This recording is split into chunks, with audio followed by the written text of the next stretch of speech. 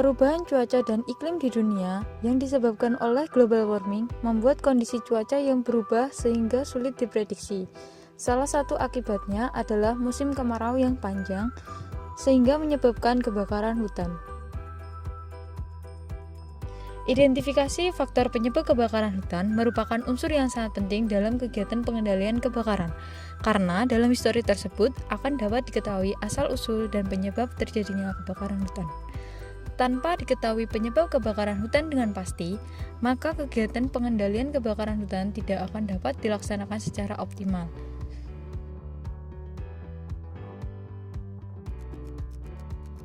Dengan ini, kami merancang alat bernama Wildfire Weather Station untuk mengumpulkan data cuaca secara otomatis, berkala, dan menjadi lebih mudah dengan tersedianya penyimpanan data ke dalam database dan pengiriman melalui controller berbasis web dan aplikasi software pada smartphone.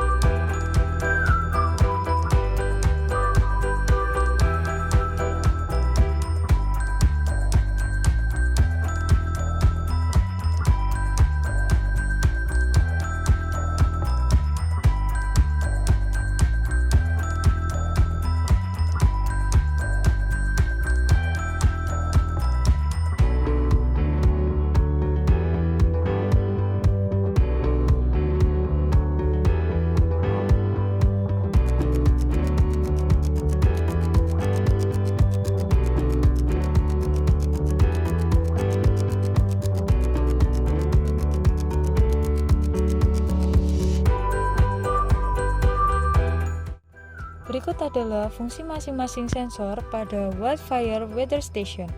Anemometer berfungsi untuk mengukur kecepatan angin.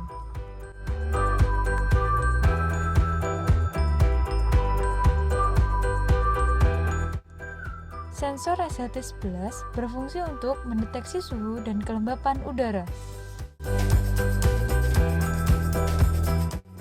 Sensor Rain Gauge Tipping Bucket berfungsi untuk mengukur curah hujan.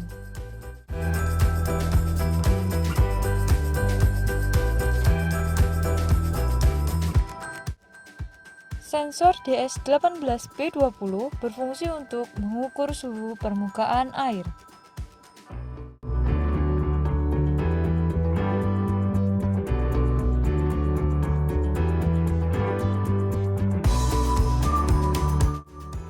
Sensor ultrasonik HCSR04 berfungsi untuk mengukur penguapan. Berikut adalah sensor-sensor yang digunakan pada Wildfire Weather Station: Rain Gauge Tipping Bucket, sensor anemometer, sensor kelembapan SHT-11, sensor DS18B20, sensor ultrasonik HCSR04. Berikut adalah diagram cara alat bekerja dari input ke output. Solar cell sebagai sumber listrik yang akan menyimpan dayanya pada baterai. Sensor yang digunakan berjumlah 5 buah, mengirim data melalui microcontroller, diteruskan ke database, serta data juga menuju ke SD card. Jika data-data tidak terkirim, maka data akan disimpan di micro SD dan output berupa web server dan aplikasi software. Berikut adalah komponen yang ada di dalam baterai box dan Arduino box. Pada baterai box terdapat 3 komponen, yaitu solar charger sebagai pengatur atau penyearah arus yang masuk ke baterai, baterai sebagai penyimpan daya listrik, dan relay sebagai switch.